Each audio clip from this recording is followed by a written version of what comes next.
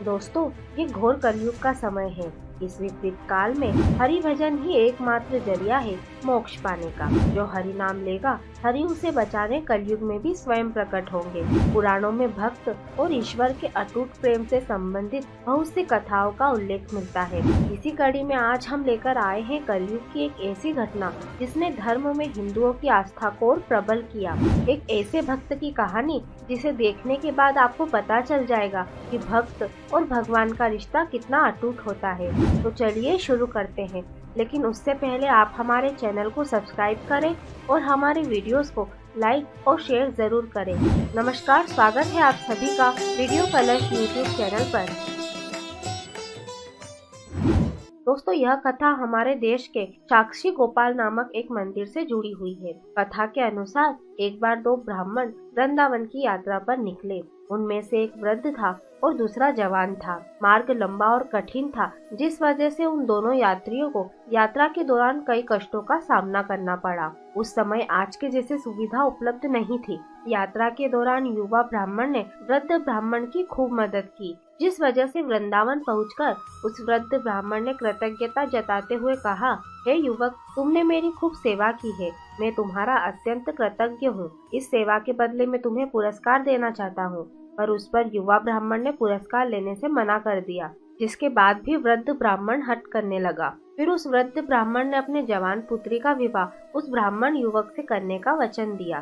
ब्राह्मण युवक ने वृद्ध व्यक्ति को समझाया कि ऐसा नहीं हो सकता, क्योंकि आप बहुत अमीर हैं और मैं तो बहुत ही गरीब ब्राह्मण हूँ। फिर भी वृद्ध व्यक्ति अपनी हट पर अड़ा रहा और फिर कुछ दिन तक वृंदावन में रहने के बाद दोनों घर लौट आए। वृद्ध व्यक्ति ने सारी बातें घर आकर बताई कि उसने अपनी पुत्री का विवाह एक ब्राह्मण से तय कर दिया है, पर उसकी पत्नी को यह सब मंजूर नहीं था। उस वृद्ध पुरुष की पत्नी ने कहा, यदि आप मेरी पुत्री का विवाह उस युवक से करेंगे तो मैं आत्महत्या कर लूंगी। कुछ समय व्यतीत होने के बाद ब्राह्मण युवक को चिंता होने लगी कि वृद्ध अपने वचन को पूरा करेगा या नहीं।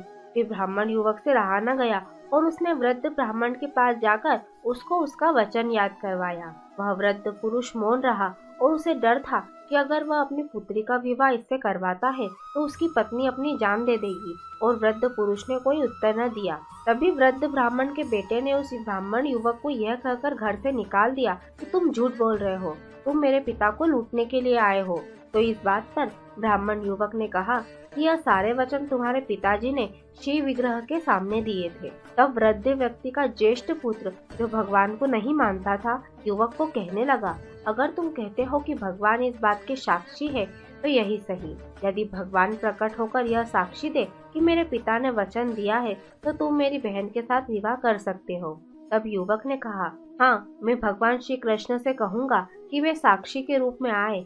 उसे भगवान श्री कृष्ण पर पूरा विश्वास था कि भगवान श्री कृष्ण उसके लिए वृंदावन से जरूर आएंगे। फिर वह वृंदावन के लिए निकल पड़ा और वहां जाकर उसने भगवान श्री कृष्ण की मूर्ति को सारी बात बताई। फिर अचानक वृंदावन के मंदिर की मूर्ति से आवाज सुनाई दी कि मैं तुम्हारे साथ कैसे चल सकता हूँ, मैं तो मात्र एक मूर्ति हूँ।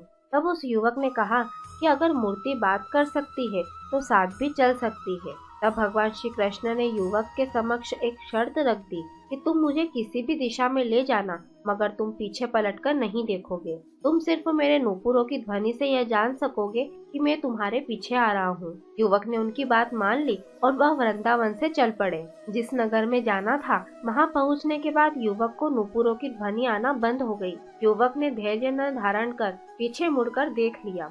मूर्ति वहीं पर स्थिर खड़ी थी। अब मूर्ति आगे नहीं चल सकती थी, क्योंकि युवक ने पीछे मुड़कर देख लिया था।